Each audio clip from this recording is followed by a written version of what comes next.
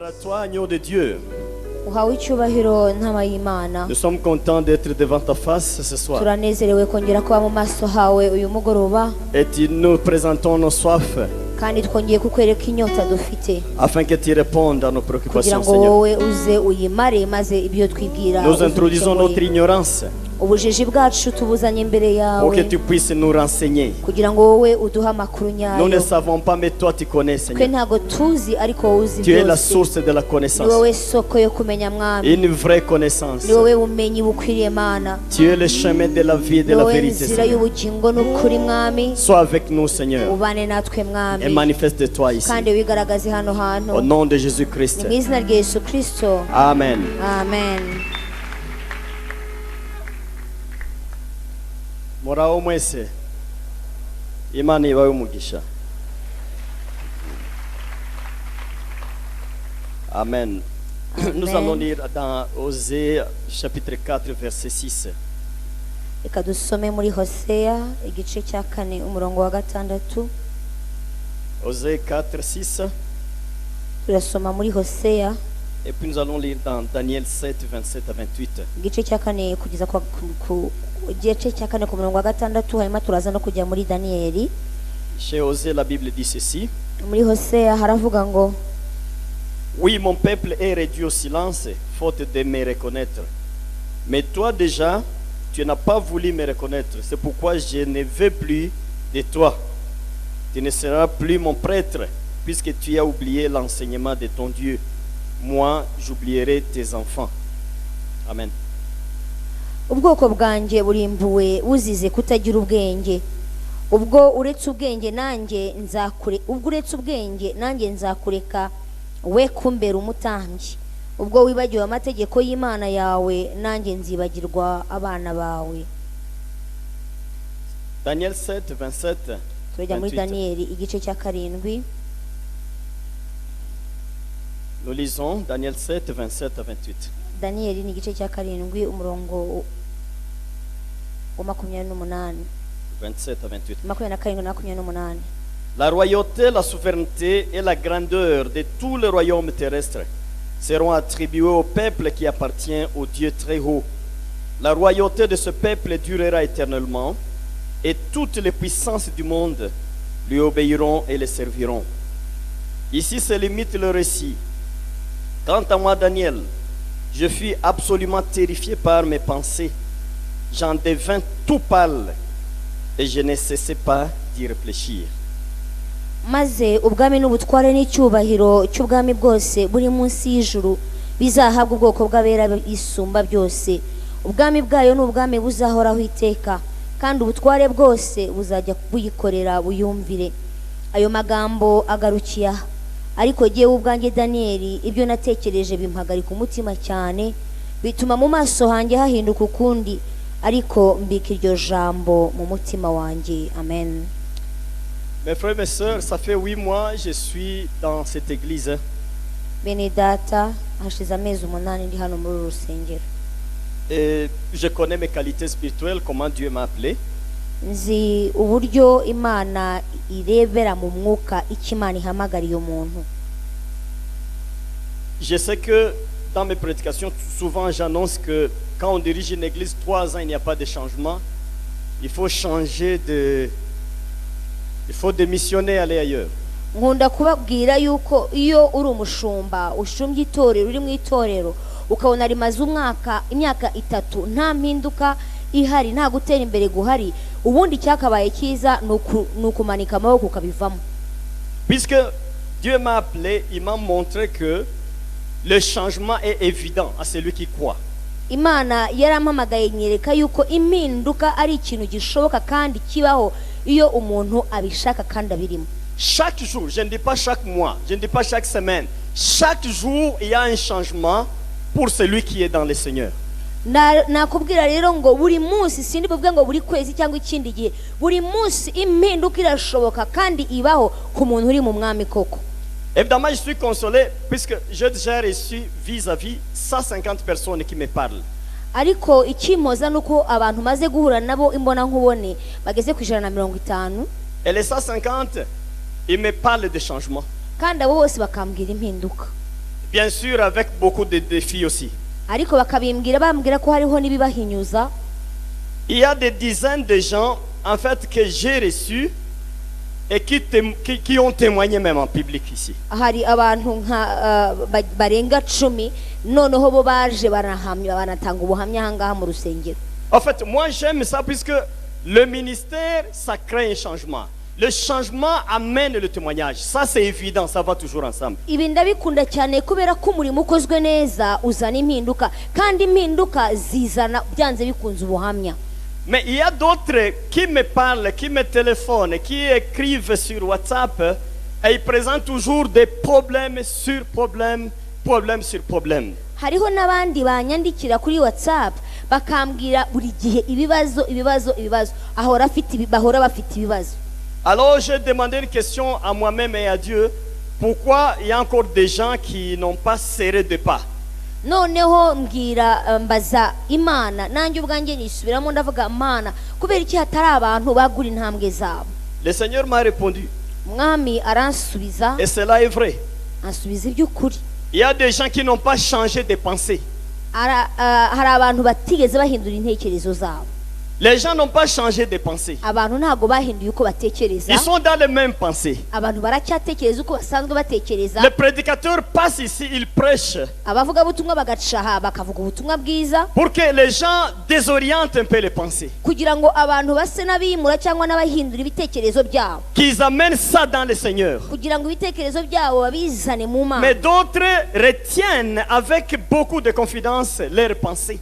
Ariko hari abandi bakomeza kugumana ibitekerezo byabo ndetse bagasa n'ababifungiranye. Le Seigneur parle et n'écoute pas. Imana ikavuga ntibumve. Le Seigneur promet et doute. Imana igasezeranya bo bagabishidikanyaho. Le Seigneur veut changer et ne veut pas changer. Imana ikifuza guhindura ariko bo bakaba badashaka impinduka. Voilà, je vous amène le thème.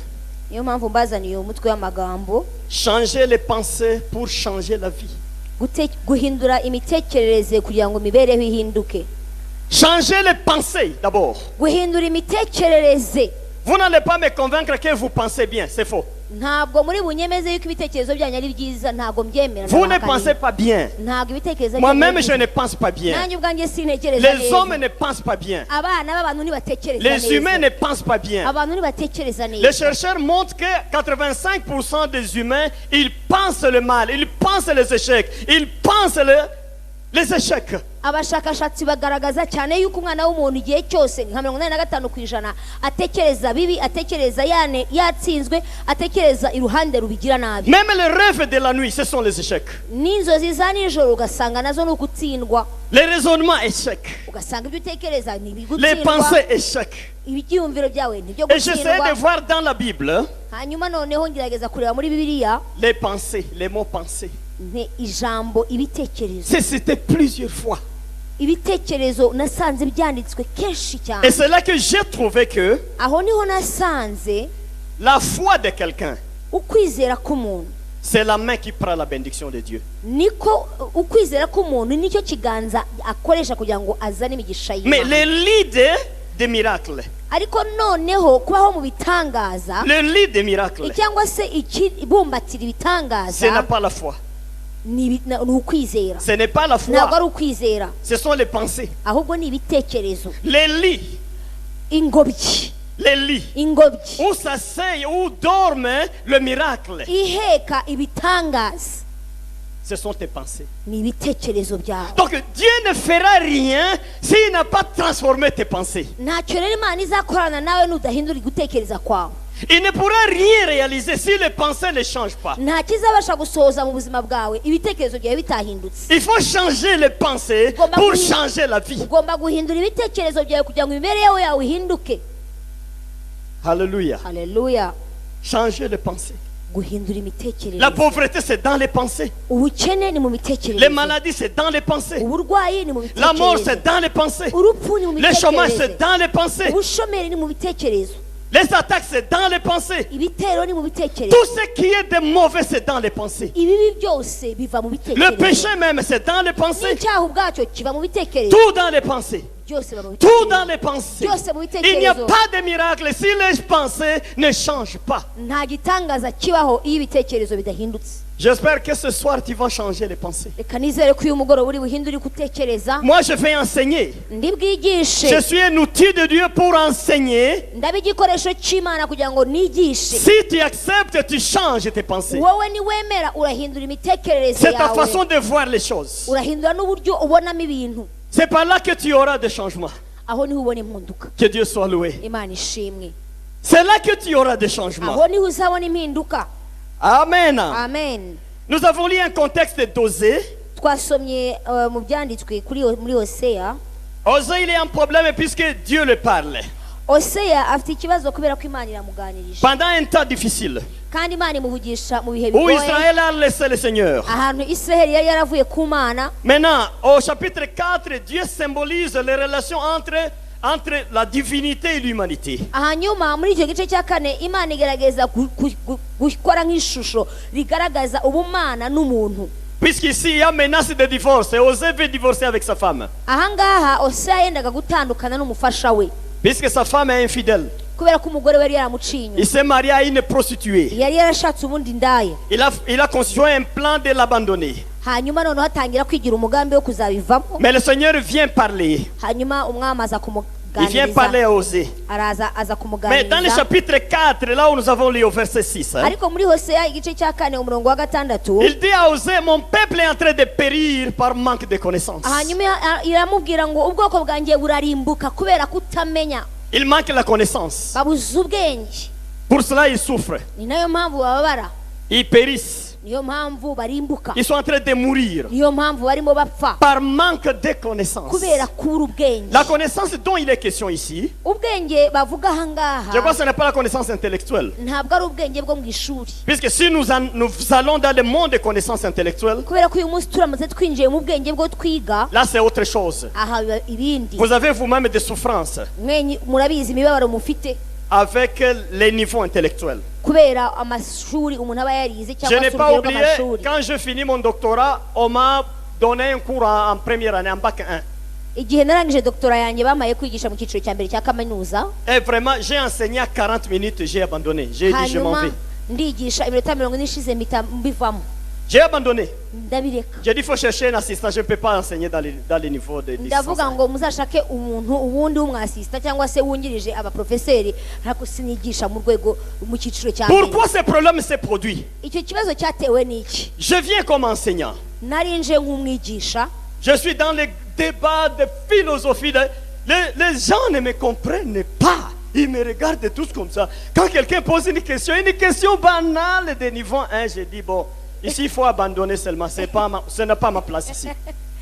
nari mvuye mu rwego ruhanitse nganira n'abafilozofu n'abaganga n'abantu bakomeye mu byo kwigisha, hanyuma nazo umuntu yatangira kumaza ikibazo nkatangira noneho kumujyana mu njyana n'ibwina bw'amasomo nize, nkahita avuga ariko ubundi umuntu arimo arabaza ibintu by'amafuti nk'ibi ngibi nkavuga ngo ntabwo nongera. Ici ce n'est pas question de connaissances intellectuelles. aha rero ntabwo birebana n'ubumenyi twize. Les chercheurs ne réfléchissent pas comme les gens qui ne sont pas chercheurs, par exemple. abashakashatsi iyo barimo biga basesengura ibintu ntabwo biga nk'abantu badashakashaka. Il y a des méthodes.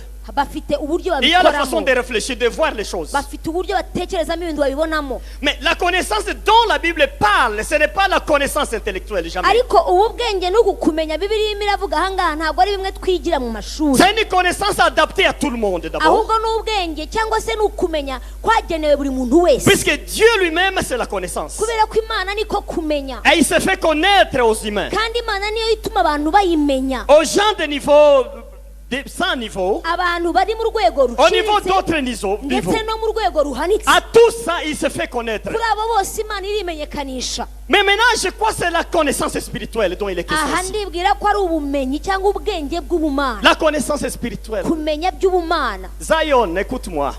Zion munyumve, La connaissance spirituelle. ubwenge bw'ubumana, La connaissance spirituelle. kumenya k'ubumana Ça fait un défaut ni ikintu kibuze. si quelqu'un manque ça. iyo umuntu yabibura Mais on peut avoir la connaissance intellectuelle des niveaux, je ne sais pas quel niveau. ushobora kugira ubwenge bwo mu mashuri buhanitse mu rwego Mais nabasha quand tu kuvuga. manques la connaissance de Dieu en soi, ariko iyo nta kumenya imana birimo cyangwa ubwenge bw'imana burimo tu as des grands manquements dans la vie. hari ibintu byinshi cyane Tu manques udakora. beaucoup de choses. hari byinshi Et si unyuraho Dieu déclare, il dit mon peuple périt par manque de connaissance. uko niko imana yavuze ngo ubwoko bwanjye burarimbutse kubera kubura ubwenge Évidemment, c'est ça. kandi niko biri Il souffre puisqu'il manque de connaissances. barababara barahangayika kuko nta bwenge bafite Il manque de connaissances. ntabwo bafite ubwenge. Je vais vous donner un cas, c'est rigolo là, un petit cas pratique, social. reka mbahe urugero rusekeje cyane kandi rwo mu mibereho ya buri munsi. J'ai rencontré quelqu'un aujourd'hui. uyu munsi hari umuntu twahuye Et me donne des témoignages comment une maman a amené des poissons salés, des poissons fumés à la maison. avuga ukuntu hari umuntu wamuzaniye ibibonde ya mafi acamukije Il amène ça à la maison ayamuzanira mu rugo comme un don. abimuzanira nk'impano Et puis quand il me parle seulement, hanyuma amuvugishije moi je lui dis, ce qu'on t'a amené, ça portait l'esprit de divorce. ndamubwira ariko nubwo babikuzaniye byaje bihetse umwuka w'ubutane. Il me regarde comme ça. arikanga Pasteur, qu'est-ce qu'il y a? arambwira kubera iki mushumba Ça possédait l'esprit de hari quoi? harimo iki umwuka w'iki Mais tu sais, ariko uzi ko je n'ai pas mangé. uzi ko ntaziriye J'ai gardé. uzi ko nazibitse Demain, ejo j'ai donné à une voisine. hanyuma nziha umuntu Elle était duturanye très contente. arishima Ils ont mangé. barazirya Mais après demain, ariko nyuma ils se yaho sont battus avec le mari toute la nuit. barara barwana n'umugabo Et ils sont séparés. Moi baranatandukana. je dis alors, ndavuga none tu es docteur en médecine. uri umuganga wowe ufite impamyabushobozi Mais dans le y'ikirere spirituel, tu n'es pas docteur. ariko mu mwuka reka da Hein? La connaissance est spirituelle. ubwenge bwo mu mwuka ntabwo On ufite. t'a amené l'esprit de séparation mari, époux, épouse. bari bakuzaniye umwuka wo gutandukana umwuka wo kwahukana umugabo n'umugore we. Mais le peuple qui périt, ubwoko burimbuka rero le peuple qui divorce, ubwoko le butandukana peuple qui continue à gémir, ubwoko bukomeza kuniha nous enseignons mais ils gémissent toujours. tukigisha ariko bakaniha Nous les amenons à la parole, mais ils ne viennent pas à la parole. tukabakururira mu ijambo ariko ntibarizemo. Pourquoi ces gens souffrent comme ça? kuki abo bantu bababazwa ku kagenda Ils ont manqué la connaissance. nuko nta bwenge Ils n'ont pas la connaissance de Dieu. Ils n'ont pas la connaissance spirituelle. Ils n'ont pas la connaissance des choses supérieures de Dieu. ntabwo bafite ubumenyi bw'ibintu bihanitse Mais qu'est-ce qu'ils ont ahubwo bafite iki dans leur cœur? mu mitima yabo? Leurs cœurs sont pleins de pensées, de mauvaises pensées qui les dominent. imitima yabo yuzuyemo ibitekerezo bibi. Ils sont dominés par les mauvaises pensées. ni abantu buzuyemo intekerezo Les mbi. mauvaises pensées. batekereza Les nabi mauvaises pensées. bagatekereza Qu'est-ce qu'ils nabi disent? bakavuga ngo iki. J'ai 35 ans, je ne peux plus me marier. aribwira ati mfite imyaka 35 singishatse Je ne peux plus. ntabwo bikunda. L'évangéliste debout, il dit, vous allez vous marier au nom de Jésus. umuvugabutumwa akavuga ati mugiye gushaka mu izina rya yesu. Les gens acclament. abantu bagakoma amashyi L'autre là acclame. nawe agakoma amashyi. Quand il sort seulement, yasohoka il dit non. akavuga ngo Mais mon oya. grand-père aussi était célibataire jusqu'à la vieillesse. aravuga ngo ariko na sogokuru yashatse Je ne akuze peux pas me marier. ntabwo bikunda. Les mauvaises sinashaka. pensées. ibitekerezo J'ai bibi. 45 ans, je ne peux plus mettre au monde. mfite imyaka 45 sinabyara. Je ne peux plus mettre au monde. sinakongera kubyara. L'évangéliste dit, recevez les enfants au nom de umukozi Jésus. w'imana akavuga ngo nimwakire urubyaro mu izina rya Lui yesu. aussi acclame. nawe ugakoma Mais à amashyi la sortie, hanyuma il wasohoka se dit encore, akongera akiyongorera je ne peux plus mettre au ngo monde. ariko ntabwo bigishoboka Il y naciye a la loi imbyaro de ménopause qui m'attaque. kubera yuko guca imbyaro biraje. Quelqu'un dit, j'ai déjà beaucoup prié umuntu akavuga ngo narasenze cyane pour ma situation. sengera ibingibi Je ne birimo peux plus réussir. sinkibasha kugira aho Même Dieu a ngera échoué de faire. n'imana yananiwe kubikora. L'évangéliste dit, vous allez réussir. hanyuma umukozi w'imana akavuga ati Vous mugiye réussissez ce kunesha, soir. mugiye gutsinda uyu mugoroba. À la sortie, lui, il dit, non, ce n'est pas ugasohoka possible. avuga uti nanjye sindimo. Tel a prié pour moi. kanaka Tel a yaransengeye prié pour moi. na kanaka Tel a prié pour moi. na kanaka Tel a prié pour moi. na kanaka. Je ne peux pas réussir. ntabwo bikunda.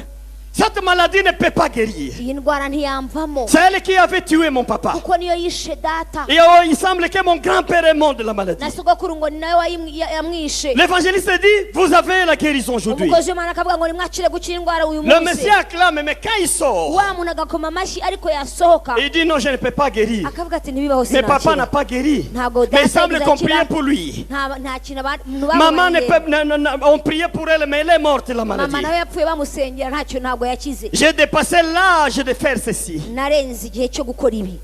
Vous savez, j'ai trouvé des gens à l'âge de 42 ans, ils commencent à investir dans son jeune garçon. nabonye abantu bamaze kugira imyaka 42 batangira gushira imbaraga zabo mu mwana wabo mutoya uraho ngaho. Et il dit mais moi tu vois l'âge, moi je ne peux plus faire beaucoup de choses. Agatangira Mais kuvuga mon fils ngo écoute. imyaka maze kugera rero ndabona ibintu ntabasha kubikora ahubwo unyumve mwana wanje. Il commence à faire dans l'enfant. Agatangira noneho gukorera mu mwana. Ça j'appelle lâcheté. Aho rero mbyita kumugura. Tu es lâche. Mbyita Toi, guhemuka. le mur que tu n'as pas brisé. Niba wowe utarapasuye igikuta. Tu veux maintenant investir pour l'enfant, dans l'enfant pour que c'est lui qui puisse. Urashaka ko mwana ari uza kugikupasurira. À 40 ans. Ufite imyaka 40. À 50 ans. Ufite imyaka 50. À 60 ans. Ufite imyaka À 70 ans. Ufite imyaka 70. Tu laisses à l'enfant maintenant de faire ce que tu as échoué de faire. Urasigira umwana wawe ibintu wowe utabashije gukora. Tout ça c'est question de pensée, les mauvaises Ibyo ni pensées. ibitekerezo bibi. Les mauvaises pensées. Gutekereza Les nabi. gens pensent. Abantu bagatekereza. Les gens pensent. Abantu bagatekereza. Vous allez au lit mais une pensée commence dans la tête. Hanyuma ukajya mu buriri ugatangira Vous kuzamura réfléchissez. ukiyumvira. Vous réfléchissez. Ukiyumvira. Vous réfléchissez. Ukiyumvira. Et la pensée de la nuit est très longue. Hanyuma ibitekerezo by'ijoro burya biba birebire cyane. Ça vous crée l'insomnie. Bituma udasinzira. Vous ne dormez pas. Ukabura uko Et partout usinzira. là, vous voyez le négatif. Hanyuma noneho aho ubona ibibi. Vous voyez le négatif. Ahantu hose ukabona ibibi. Les pensées.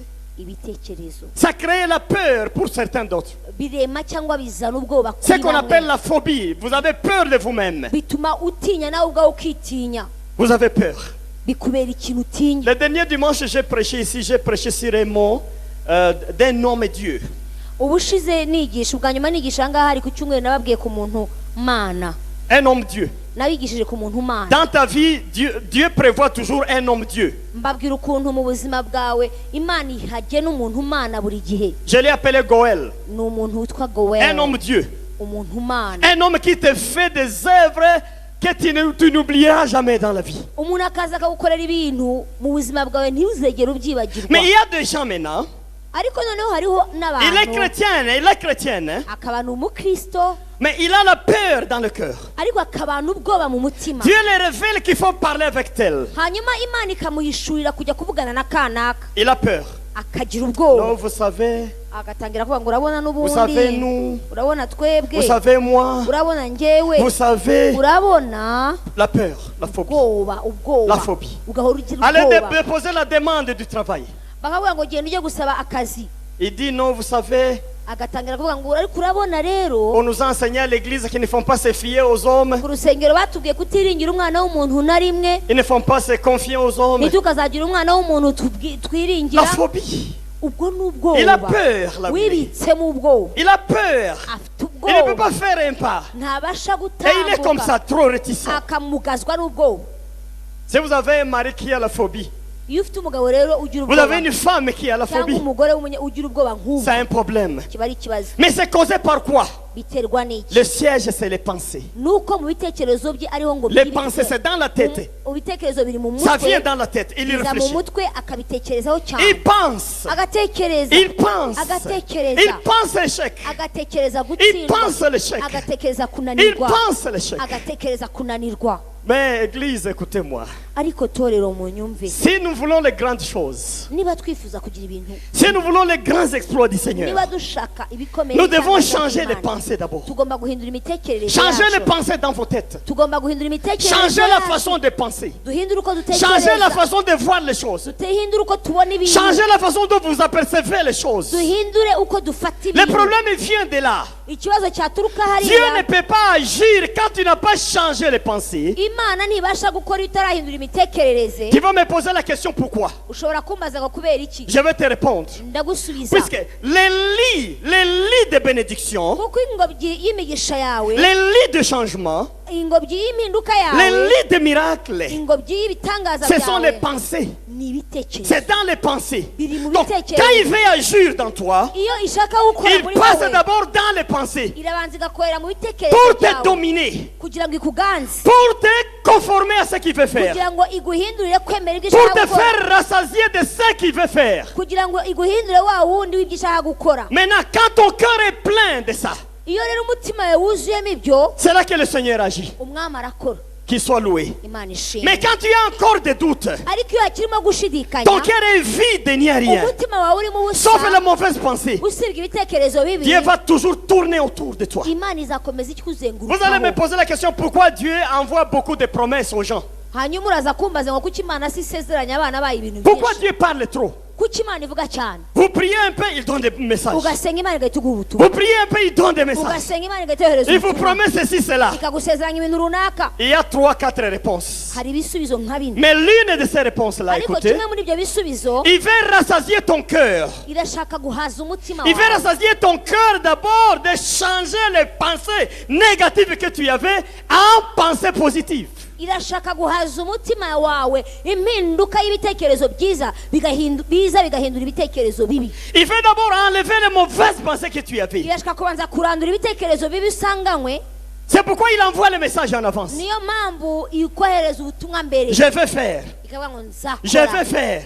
Il veut que le cœur puisse recevoir ça. irashaka umutima ubasha Et puis kubishyikira les pensées doivent changer. hanyuma ibitekerezo byawe Quand les bigahinduka pensées changent, noneho byahinduka quand ça change, iyo bihindutse l'idée de Dieu pénètre. igitekerezo cy'imana Ça pénètre le cœur. kirinjira Ça remplit le cœur. kikuzuza umutima La personne commence à penser les positifs de Dieu. noneho umuntu agatangira gutekereza ibyiza biva ku mana C'est là que Dieu vient agir. aho niho imana iza igakora Qu'il soit loué notre imana Seigneur. ishimwe cyane Daniel, dans ses rêves, hein, daniyeli mu nzozi ze Dieu le parle. imana Il iramuganiriza montre les 4 bêtes. imwereka za nyamaswa Et enye Daniel tremble. hanyuma ahinda umushyitsi Et à la fin, Dieu lui dit ceci. hanyuma mu mpera imana iramubwira ngo Il dit que les bêtes vont se suivre les 4, ils vont dominer le monde. aravuga ngo izo nyamaswa uko ari enye zizasimburanwa ku mami Mais à la fin, ariko hanyuma yabyo les conseils célestes inama y'ubumana a décidé que la puissance, le règne et la miséricorde puissent être donnés aux gens, aux hommes. yemeje ifata icyemezo y'uko imbaraga z'ibame ry'imana riza rigahabwa abantu Et la victoire était pour l'agneau de Dieu. ubutsinzi bugahabwa umwana w'intama Qu'est-ce que Daniel dit? daniyeli akavuga guti Quand j'ai reçu le message, ngo amaze kwakira ubwo butumwa j'ai eu beaucoup de pensées.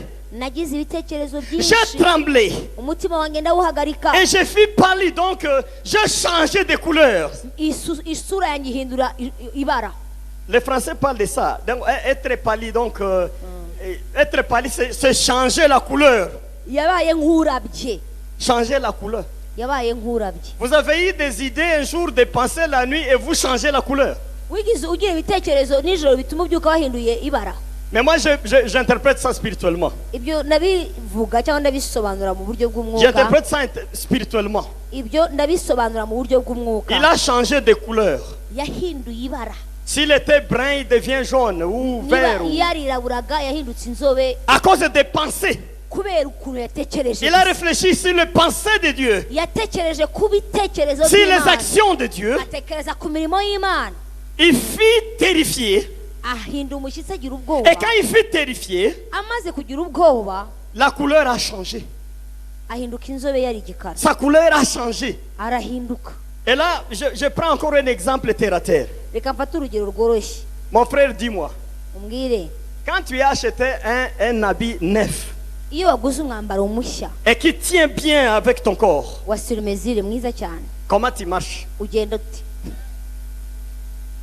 Comment tu marches? ugenda uti Il faut contrôler. Le jour où tu t'habilles bien et les gens te disent, Wambaye neza. Ces jours-là, uzirebe vous allez voir comment la marche, vous avez un peu d'élégance. Puisque vous vous habillez bien. ugenda ukandagira isi ukumva ko yumva uburemere bwawe kuko ubizi ko Vous mettez wambaye un peu neza d'élégance, vous vous habillez bien. iyo wambaye neza urabimenya nawe Donc l'habit umwambaro peut changer tes pensées. utuma ibitekerezo byawe bihinduka Ça te donne la joie toute la journée. ugatuma ugira ibinezaneza umunsi Puisque wose tu te dis toi-même, je m'habille bien aujourd'hui. kuko nawe urimo wibwira ngo narimbye Je m'habille bien aujourd'hui. narimbye Et tu vois, tu as la joie ce jour-là. ukumva uranezerewe Tu es jovial. ukumva Tu uranezerewe communiques bien. ukakanya Tu marches neza avec élégance. ukagenda utuje Et les gens t'aiment ce abantu jour-là. bakagukunda bakabikwereka C'est comme ça qu'il faut changer les pensées pour que toi-même tu puisses changer la vie. uko niko ukwiriye no guhindura ibitekerezo byawe kugira ngo imibereho yawe ihindukire muri ibyo. Changez maintenant les pensées. Hindura ibitekerezo byawe. Les pensées issues de ta famille. Ibitekerezo by'umuryango ukomoka. Il faut changer ces pensées-là. Ubivaneho.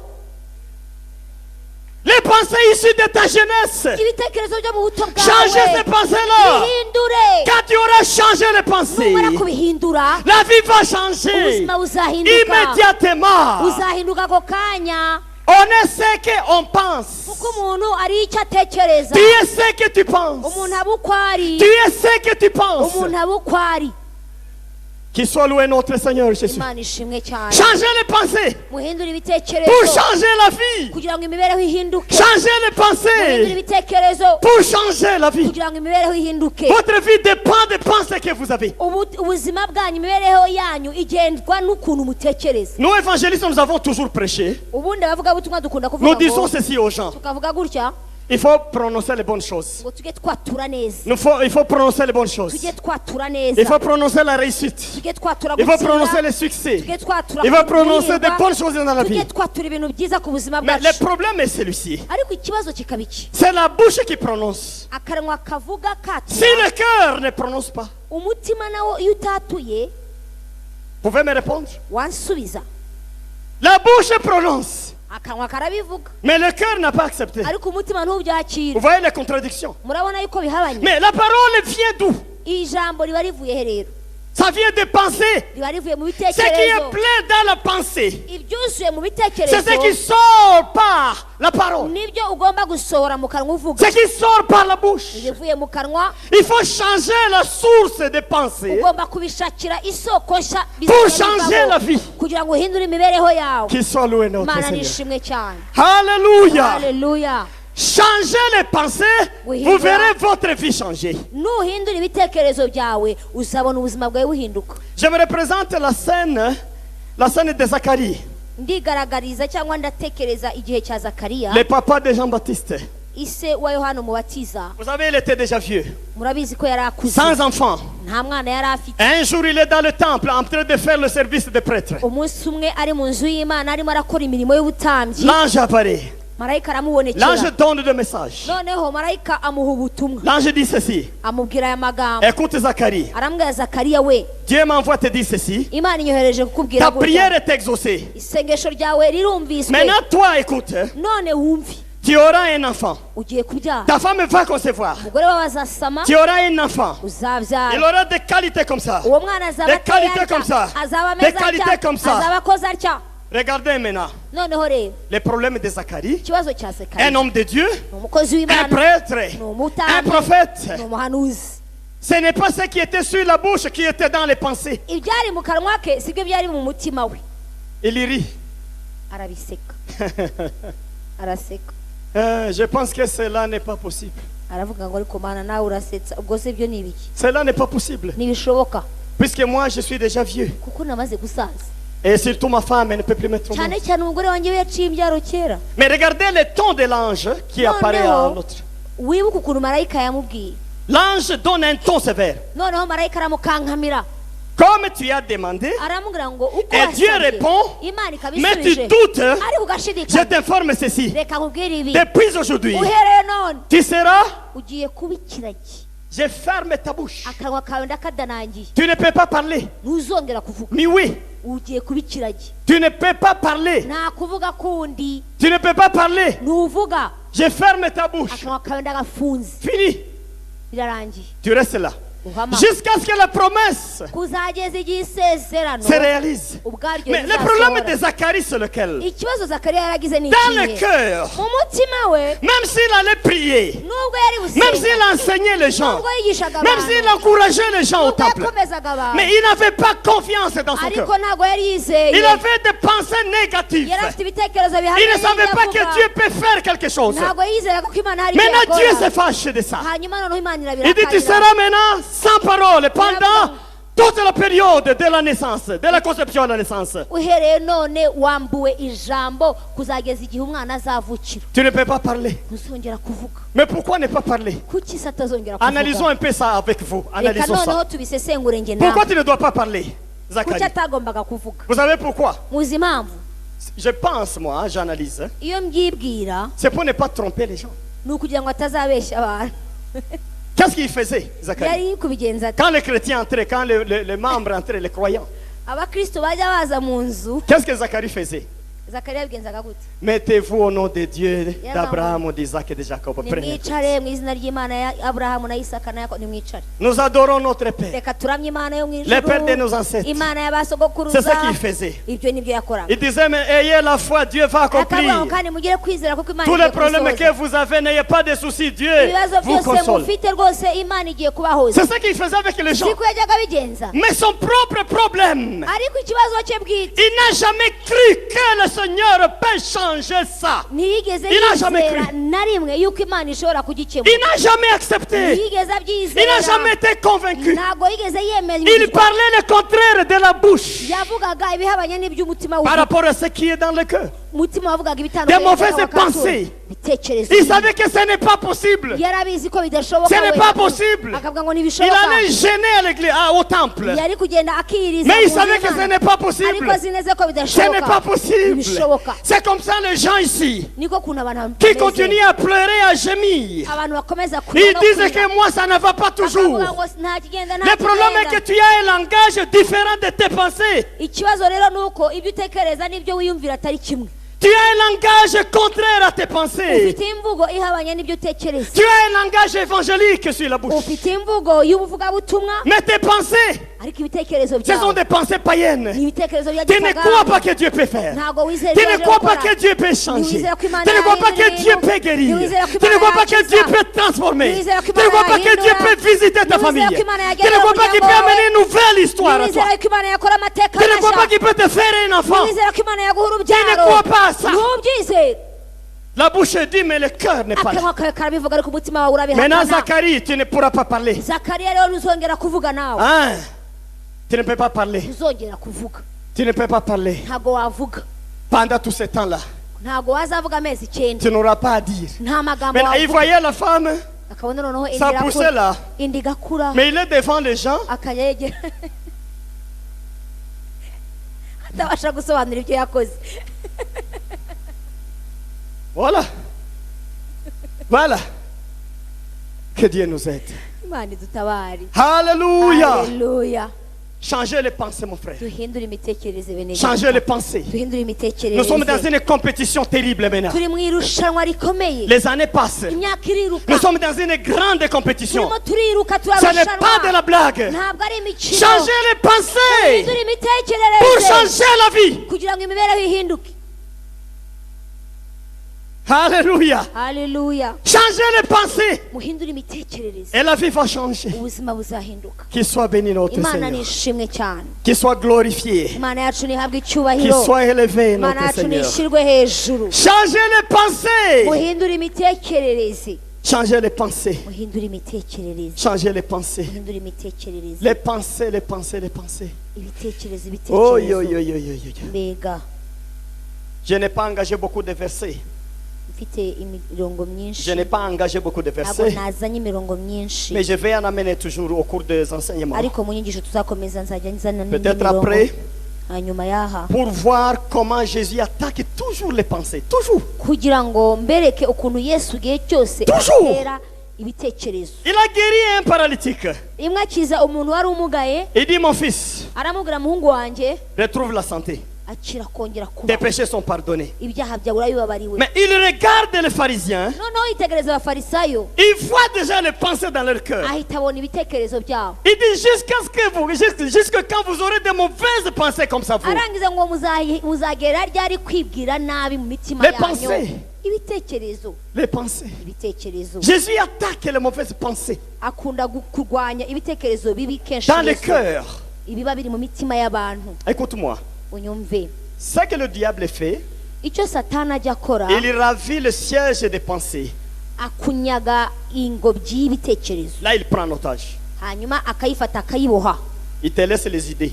akakugumirishiriza ibitekerezo. Ça, c'est un peu psychologique. Je ne vais pas trop parler là, mais il te laisse les idées, mais les pensées, c'est lui qui dirige. akakugumishiriza ibitekerezo byawe ariko ari we uyoboye. Voilà. Là, il a tous les quartiers. akaba afite ahantu hose hakagombye kubika Là, c'est lui ibitekerezo qui te byawe. dirige maintenant. Ahaza noneho akategeka aho Vous voulez ngaho. avoir un peu de force et te remet encore avec la pensée. washaka kugira n'ikabaraga gake agahita yongera akagusubizamo ibitekerezo bikwicaza. Voilà. nuko abigenza. Mais Dieu a des problèmes pour agir dans la vie des gens. hanyuma Dieu a des problèmes pour agir. dans les imana gens. ifite ibibazo ishaka gukemura mu bantu. Comment il va faire? izabigenza iti? Il doit d'abord envoyer le message izabanza yohereza ubutumwa pour sarcler le terrain kugira ngo ibagarire aho hantu ishaka et prendre en kuzohereza. otage les pensées de hanyuma quelqu'un. noneho bya bitekerezo nayo yifate mpiri. Peut-être il faut lire un verset, ça nous aide aussi. reka dusome umurongo umwe wadufasha hara. Alléluia. Haleluya. Hébreux 4 12. Abaheburayo 4:12. Nous allons lire à Kinyarwanda et nous allons. Abaheburayo 4:12. kuko ijambo ry'Imana ari rizima rifite imbaraga kandi rikagira ubugi buruta ubw'inkota zose rigahinguranya ndetse kugeza ubwo rigabanya ubugingo n'umwuka rikagabanya ingingo n'umusokoro kandi rikabangukira kugenzura iby'umutima wibwira ukagambirira. Amen. Amen. Est-ce que dans ce Kinyarwanda il y a pensée? Des pensées? Il y a mon pensée là-bas. Oui. La parole de Dieu, c'est comme l'épée tranchante. ijambo ry'Imana ngo ni nk'inkota y'amugi abiri. Ça sépare l'âme et l'esprit. ni inkota itandukanya ubugingo n'umwuka. Ça pénètre dedans hanyuma ikinjira mu magufa jusqu'à sonder les jugements et les sentiments et les pensées. kugeza igihe iryo jambo rigiye no mu musokoro rikajya bwina rikabasha gutandukanya ibyiyumviro n'ibyo tugambirira. Les pensées. ibyiyumviro Donc byacu. Dieu arrive jusqu'à voir les pensées, à contrôler les pensées. Imana iragenda ikagenza n'ibyo dutekereza. Pourquoi il contrôle jusqu'à la kuki pensée? ibasha no kugenzura ibyo dutekereza? Puisque la pensée fait toujours barrière aux actions de Dieu. kubera Toujours. yuko ibitekerezo bijya bizibira neza imirimo y'Imana. Il y a des barrières. Quand il y a de mauvaises pensées, Dieu ne peut pas faire. iyo Ne hari peut pas agir. ibitekerezo bibi Imana ntibasha gukora. Nous sommes ensemble. turi kumwe. Manifester la gloire du reka Seigneur. ubigire gutyo.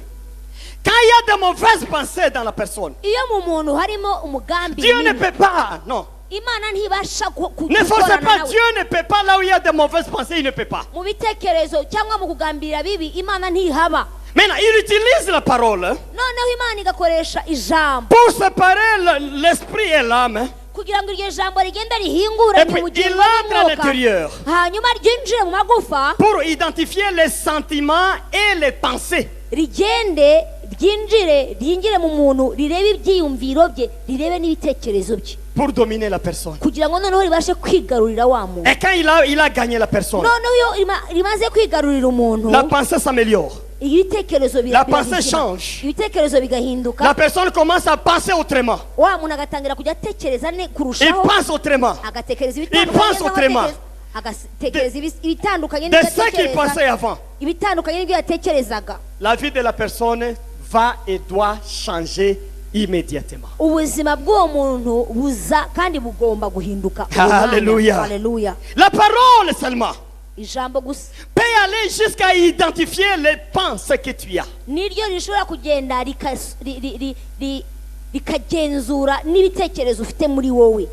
Alléluia. Amen. Je vous amène toujours à trouver les problèmes que vous avez pour atteindre Dieu. nkunda kubasunikira kumenya aho muri kugira ngo ibibazo byanyu mumenye muzabashe kugera ku Mana Je vous neza. amène toujours dans les défis dans mes prédications. mbajyana mu nyigisho zituma mugira imihigo cyangwa zibahinyuza Dans les défis zikabahinyuza pour vous retrouver. kugira ngo nawe wishakashake Savoir wibone. là où il y a des problèmes. noneho unasobanukirwe aho ugorerwa. Écoutez-moi. umva J'ai enseigné la délivrance ici. aha nabigishije ibyo kubohoka. C'est un domaine que Dieu m'a donné. ni ahantu Imana yampaye gukorera cyane. Et là, je travaille puissamment. Ne t'en iyo fais pas. bigeze mu kubohoka ndakora cyane. C'est ça mon domaine. niho mpamagarirwa Je travaille pour ça jour et nuit. kuko ibyo ndabikorera amanywa n'ijoro. Mais je vais te dire ceci. ariko ndi bukubwire gutya La délivrance kubohora no kubohoka donne toujours place à 4 terrains. bizana imbuga enye. On se bat toujours sur 4 terrains, 4 umuntu lignes. arwanira mu mirongo ine. Vous voulez entendre ça? urashaka kumva ahantu umuntu arwanira aho ariho? J'ai cité ça dans les enseignements passés. nigeze kubivugaho kera mu nyigisho zacu Mais je peux encore revenir. ariko reka mbisubiremo. Le premier stade là où vous vous battez, ahambere cyangwa se umurongo wa mbere urwaniramo c'est le stade du moi. n'urwego rwa jewe, Le stade du moi. njyewe, Du moi. ngo njyewe, Suivez-moi bien. unkurikire. Peut-être vous avez encore des problèmes. Non, moi j'ai prié, le pasteur a enseigné, mais je ne vois rien changer. Écoute, suivez-moi, venez, suivez. Vous verrez pourquoi rien ne change pour vous. Vous allez birashoboka ko comprendre. ushobora kuba wibwira uti narasenze umukozi w'Imana yarigishije ndasenga ariko ndabona nta mpinduka, unkurikire gusa wowe uraza kubona impamvu, Vous allez vous retrouver. uraza kwisanga ahantu Le runaka. premier stade, là où vous vous battez, urwego rwa mbere urwaniraho c'est le stade du moi. ni urwego rwo kwitsinda wowe, Moi.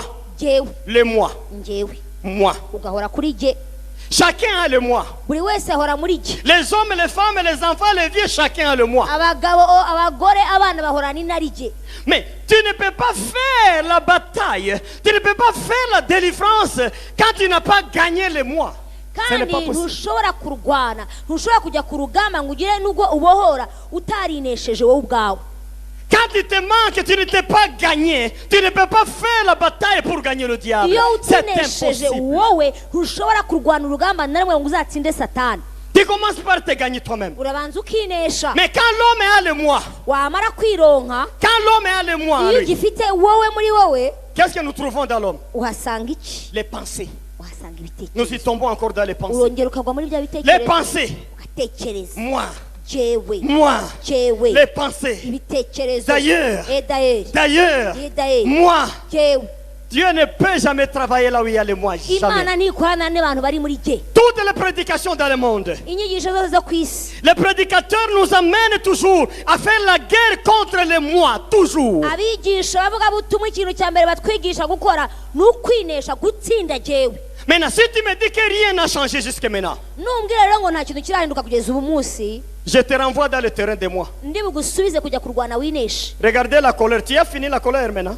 ese umujinya wawe wararangiye? Depuis que nous avons fait les leçons de délivrance, tu n'as plus de colère? ese kuva twiga kubohoka ntukirakara, ntukigira umujinya? Regarde ça.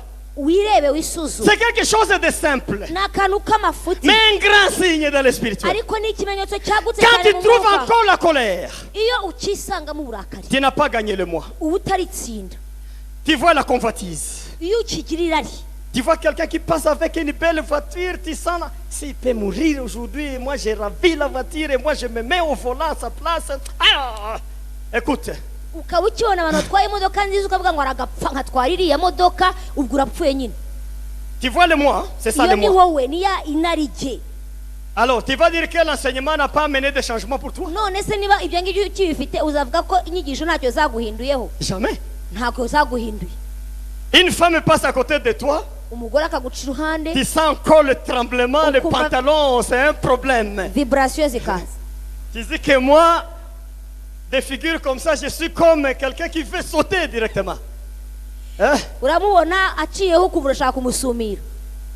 Tu veux qu'il y ait changement? none se ubwo urashaka kuvuga ngo hari impinduka wigize uhura nayo? Tu veux qu'il y ait des changements? urashaka se Non, kuzabona il ne faut pas mentir, il n'y aura pas de changement. bizabaho. Dieu fait la guerre d'abord avec les moi de toi. imana D'abord. iracyarwanya wowe, irarwanya wowe ikoresheje wowe. Les combats, c'est les moi d'abord. intambara ya mbere ugomba gutsinda ni ukwitsinda Oh, wowe.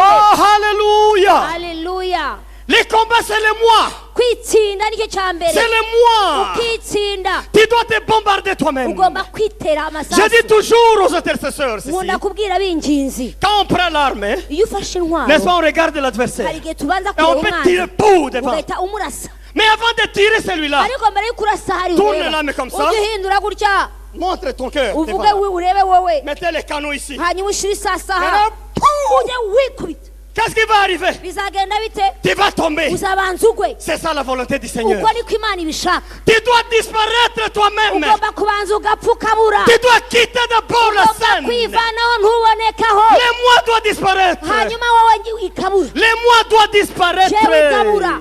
Les mois doivent quitter dans igomba toi. kukuvamo, Les mois doivent abandonner ta vie. igomba kuva mu buzima Les mois bwawe, doivent t'abandonner. igomba Allez. kukureka Tu ikakurekura dois rester ikaguhunga. seul. ugomba kuguma uri Les wowe. mois doivent te laisser. wowe igomba kukureka. Qu'il soit béni. imana ishimwe. C'est pour la gloire du Seigneur. haleluya.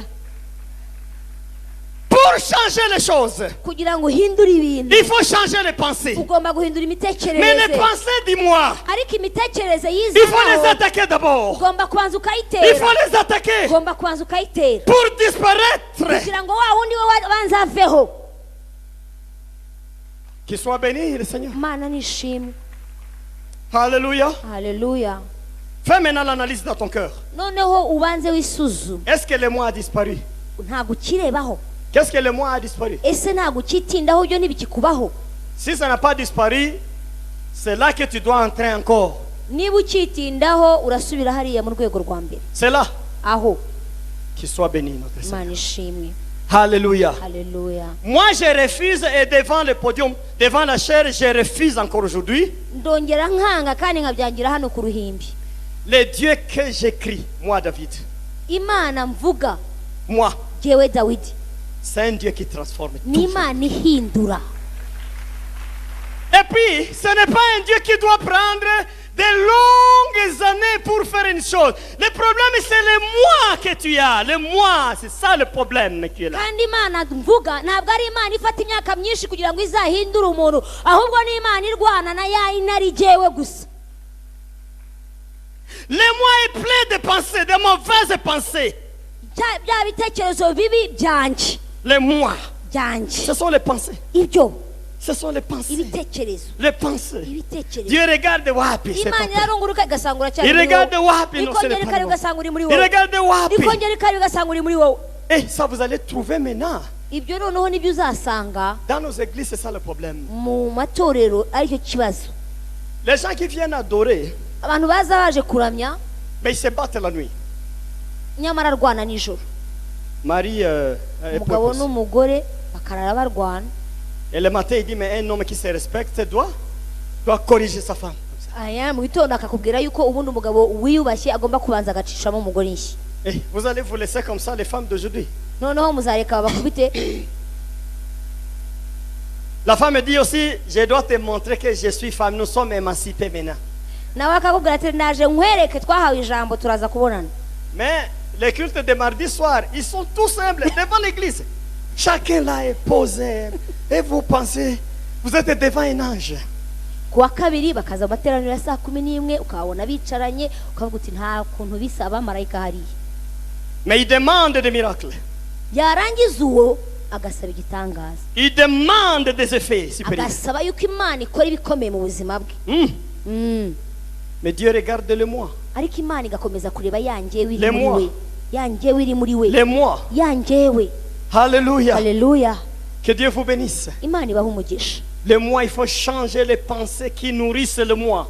Jewe cyangwa ibitekerezo byiza bikagaburira njyewe tugomba kubihindura mu buzima bwacu. Changer les pensées. Tubihindure ibyo bitekerezo. Changer maintenant les pensées. Tubihindure ibyo bitekerezo. Au nom de Jésus, il faut changer les pensées. Quand nous changeons les pensées, iyo duhinduye ibitekerezo nous allons changer aussi la vie. duhindura n'imibereho yacu. Qu'il soit béni. Imana yacu ishimwe cyane. Je commence à prêcher aujourd'hui, je continue. Je crois que on va me faire la semaine prochaine aussi. Vous verrez encore des miracles ici parmi vous. Muzabona ibitangaza muri mwebwe nzigisha iki cyumweru ndetse n'icyumweru gitaha ariko muzabona ibitangaza. Vous le verrez. Muzabibona. Je vais demander aux gens de venir parler ici. Nzasaba abantu kugira ngo baze batange ubuhamya.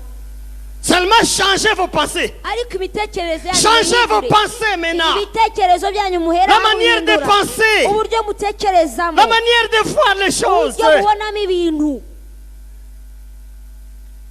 Qu'il soit béni notre Seigneur. Imana yacu nishimwe cyane.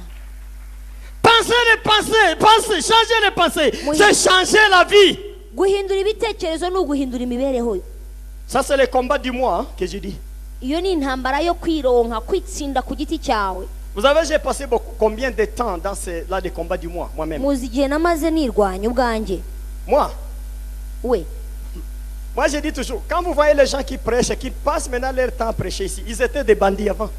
Njye mbabwira ngo ni nibona abantu bacanga bigisha kaguma yigisha aba ari yari igisambo.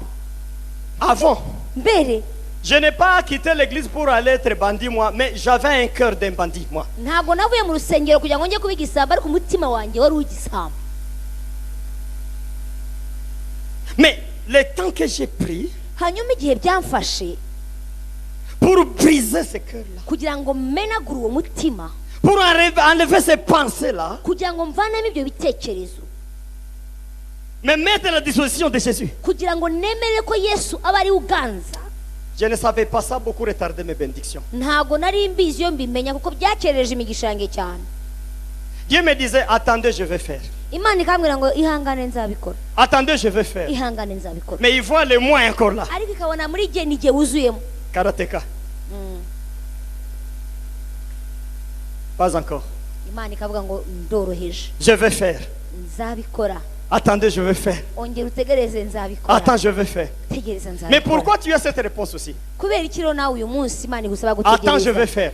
Ihangane nzabikora. Mais qu'est-ce que vous attendez? Mutegereje iki Et qu'est-ce que Dieu attend faire? Imana se itegereje iki? Il attend que tu puisses briser les moi. C'est pourquoi il tarde à faire. Imana ikitegereje nta kindi nuko ubaza gutsinda jewe wo muri wowe. Il tarde à cause du moi dans toi. Imana itegereje yuko utsinda jewe wo muri wowe. Il n'y a pas d'autre raison dans le ciel pour le retard. C'est seulement le moi que tu as. Nta Le moi. yindi mpamvu yo gukerereza ijuru gukora ku buzima bwawe ni intari jewe iri muri wowe. Je vous blesse. Hein? Ndi kubavuna. Je vous fais du mal avec ça.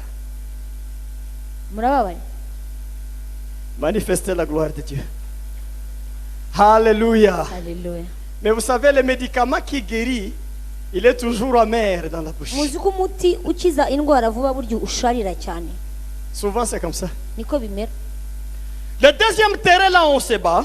Ahandi hakabiri cyangwa urwego rwa kabiri rw'intambara ujyamo, C'est maintenant les liens des choses, donc des blocages, les bénédictions qu'on a amenées dans les lacs, dans les lieux de Sheol et partout là. ni imigisha yacu yatatanyirijwe ikuzimu, mu nyanja, mu mashyamba, mu bintu byinshi yagiye itatanyiramo. Ça, j'ai enseigné. Ibyo nabyo Et narabibigishije, d'autres serviteurs continuent à enseigner. n'abakozi b'Imana bakomeza kubivugaho. Troisième terrain, Aha gatatu il y a maintenant les agents de ce monde hari noneho abakozi bakorera iyi si, que nous attaquons aussi. natwe dutera C'est un terrain aussi de bataille. aho naho turaharwanirira. Peut-être là, je n'ai pas beaucoup enseigné, mais je vais enseigner comment on attaque les gens.